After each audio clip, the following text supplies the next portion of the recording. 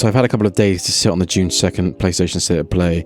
I watched the trailers back, I've watched the reactions, I've read comments, and I still think this is one of the best State of Play Sony's had in a short while. Now, it wasn't perfect, nothing is. There are still games I'd love to see, and I'd love to know what Naughty Dog's doing. I'd love to see more of Intergalactic. I'd love a few more first-party updates, but we're judging the showcase based on what Sony actually showed us instead of the imaginary version some people created in their heads beforehand.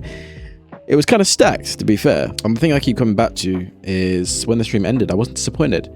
I wasn't making excuses, and I wasn't saying, well, maybe next year. I was sitting there adding games to my wish list. That's exactly what a showcase is supposed to do. Let's start with the obvious one, Marvel's Wolverine, because good lord, Insomniac understands the assignment. For years, people have been saying, please don't just make Spider-Man with claws. And from what they show, this absolutely isn't Spider-Man with claws. The combat looks vicious, everything has weight to it, the animations are brutal, the claws actually feel dangerous, and I love the fact that Insomniac aren't shying away from Wolverine being Wolverine. The gameplay showed Logan tearing through enemies in a way that looks significantly more aggressive than anything we've seen in the Spider-Man games. The biggest thing for me though, it actually looks ready. It feels like we've been stuck in an era where games get announced 10 years before launch. Sony shows a logo, everyone loses their mind, then you never hear about it again. Meanwhile, Wolverine comes out swinging with a proper gameplay showcase and a September release date. That's how you market a game. Show me gameplay, show me why I should care, then tell me I can play it in a few months. Perfect.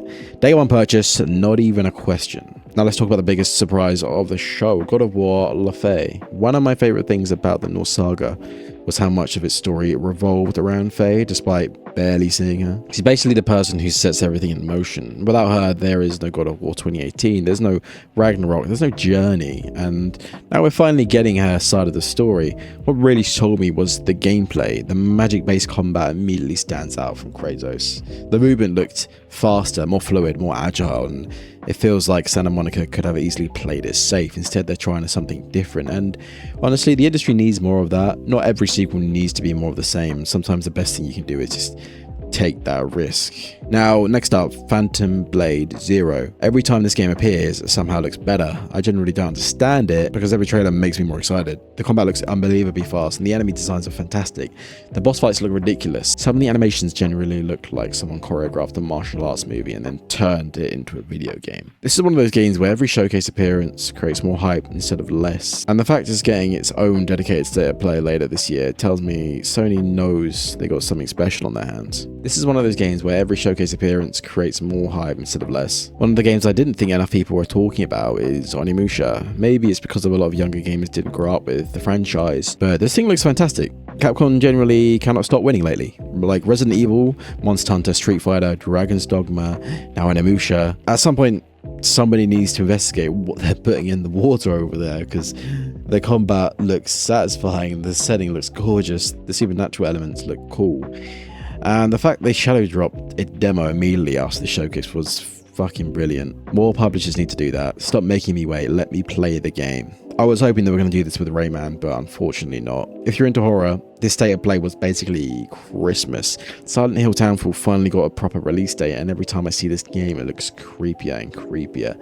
The atmosphere is unbelievable, the creature designs are horrible, and I mean that in the nicest possible way.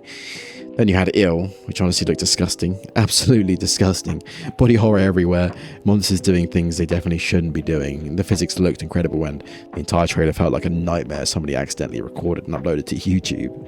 Kind of Blair Witch vibes. I loved every second of it, to be honest. One of my favourite moments of the entire showcase wasn't that massive AAA reveal, but it was actually Rayman, because gaming needs more platformers. I'm serious, everything doesn't need to be a live service game. Everything doesn't need to be a battle pass. Everything doesn't need to be a 300-hour roadmap. Sometimes I just want a fun platformer with a great art direction and creative level design. Rayman Legends Retold looks exactly like that. That's exactly what I want. It was one of those reveals where I immediately thought, yeah, I'm fucking playing that. No hesitation. Day one buy. Let's go. Another thing I loved was the variety.